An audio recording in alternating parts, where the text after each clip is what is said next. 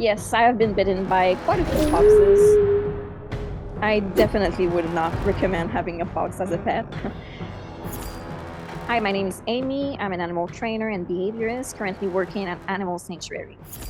So they're living in a big enclosures, all of them together. All of them get along very, very great. Some of them are more independent than others. Sometimes they will play together, but mostly they keep to themselves. We have multiple structure for them to climb on, to dig in. So we have a fence on the ground just to make sure that they won't dig out. And we also have guards at the top of the enclosures because they are climbers. So they will climb out of the enclosure if there's no guard on there. Say 60 animals currently, so I can't name them all, unfortunately. It would take a bit too long. But we currently, with the foxes, we have Shy Girl, we have Panda Fox, we have Kiki, we have Kaya, and we have Roxy. So with the foxes, we try to replicate what they would eat in the wild. So you cannot just feed kibble like you would for a dog or a cat, because dog or cat kibble isn't made for foxes. So we will feed them about 70% muscle meat, 10% secreting organs, and 10% fruits and veggies, 10% bones. And we will sometimes feed them whole prey items because that's what's best for them. It just replicates what they would have in the wild. Yes, I have been bitten by quite a few foxes, usually the ones that come in that are injured. That's what mostly happens when you try to treat them. They're being scared, they don't understand what's going on, and they will actually go back and bite you. Most of the bites I've gotten from domesticated foxes were just play bites, so mostly just playing and biting at the same time. But I have had about 3 resource guarding bites, so just bite that grow the skin, where the foxes was guarding a resource, which was food, toys, treats, stuff like that. So Keller came to me from a zoological facility. Her parents were fur farm rescue that actually bred at the farm, and they didn't know she was pregnant. And she gave birth in the enclosure, and the females were fighting over the babies, so they had to be pulled out, unfortunately, and be raised by humans. So I got one from the zoological facility. I have a very special connection with her. Since I raised her from a tiny little baby, she kind of viewed me as her mother. She would call me with the noises that foxes made when they're calling their mother. She would still make those noises even at 2 years old. So she really viewed me as her mother, so I could do pretty much anything I wanted with her. She loved to be held, loved to be pet. She was very, very affectionate. I had dogs all my life. Actually worked with dogs in my day-to-day life as well. Kala was raised with a Leonberger, so a pretty giant breed of dog, but they loved each other, absolutely love each other. With the foxes we have currently, we have 3 fur farm rescues, and we have 2 wild-caught foxes. We have 1 shy girl that's missing a leg, unfortunately.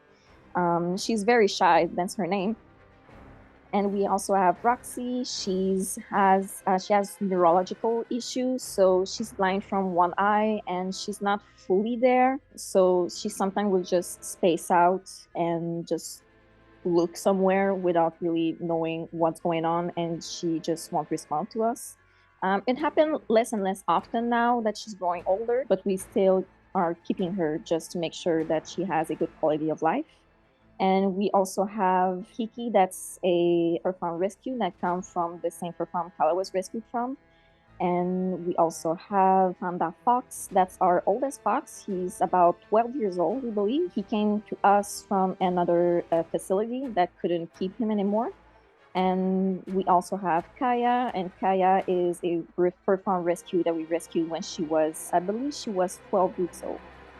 So you have different species of foxes. So you have the red fox, that's Vulpes vulpes, and you also have, for example, the Arctic fox, which are mostly what we usually see. But with the colors, what people often mistake, for example, with the silver fox and the red fox, is that they're actually the same species. So they don't communicate exactly the same way as dogs do. So for example, they will make a lot of noise. That's how they mostly communicate. And they will pin back their ears. They will go lower on the ground to greet someone.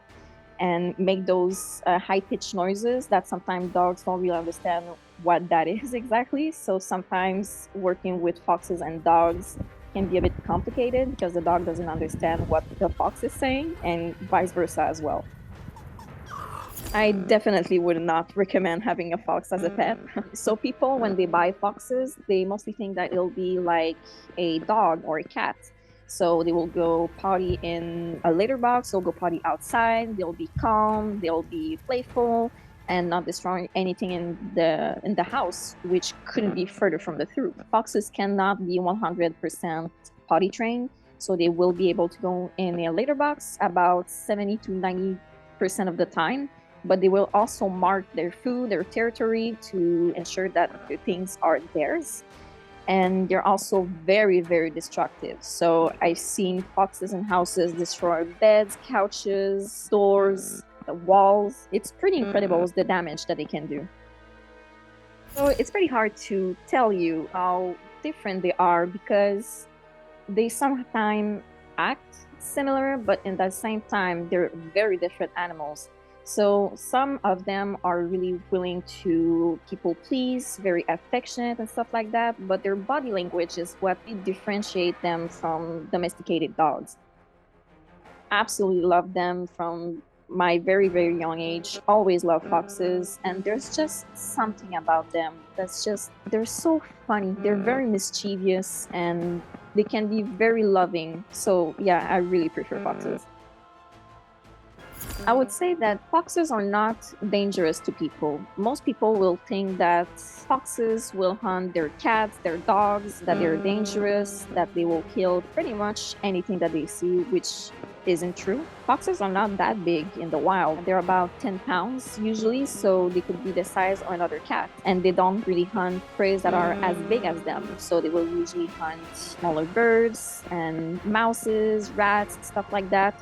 So it's very, very rare that foxes actually attacked another pet or a human.